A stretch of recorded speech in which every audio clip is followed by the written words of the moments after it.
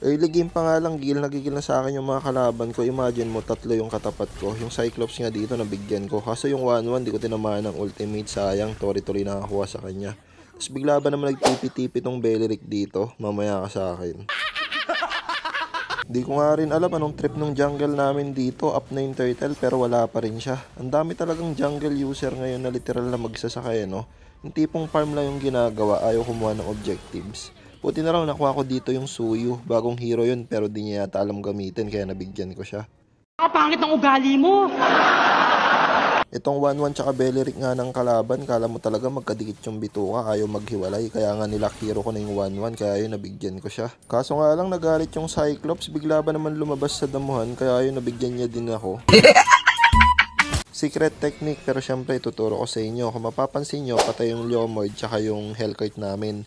Pwesto kayo sa damo na to kasi mga 90% maglo-lord talaga yung mga yan. Ipapass lord nila yan. Kaya minsan di na nila magagawang i-check yung bush dito. Syempre advantage na sa atin yun kasi makakabitaw tayo ng skill na maayos. At syempre, mauuna tayo makapag-provide ng damage sa kanila. Pag level 15 naman na talaga paunahan na lang mag-provide ng damage sa kalaban tsaka pagandaan ng pwesto. Ayun nga, game changer pa yung nangyari, 'di ba? Nakuha namin yung Lord tapos napitas namin yung 4 sa kalaban. Mapipitas pa yata namin yung 5. Siyempre pag may pagkakataon na ganyan, rekta na nating tapusin, huwag na nating patagalin pa.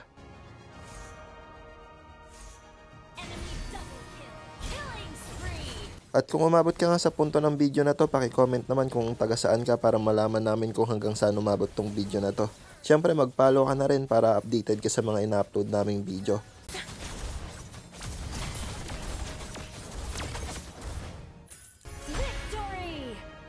Lang bago ka mag-scroll, alam mo bang meron na naman libreng epic skin na pinapamigay si Munton? Kailangan mo lang maglaro or gawin yung task ng September 30 to September 29. Simple lang naman yun, kahit nga mag-brawl ka lang Ayan makakakuha ka na kagad ng random epic skin. O diba? Saan ka pa? Laro na!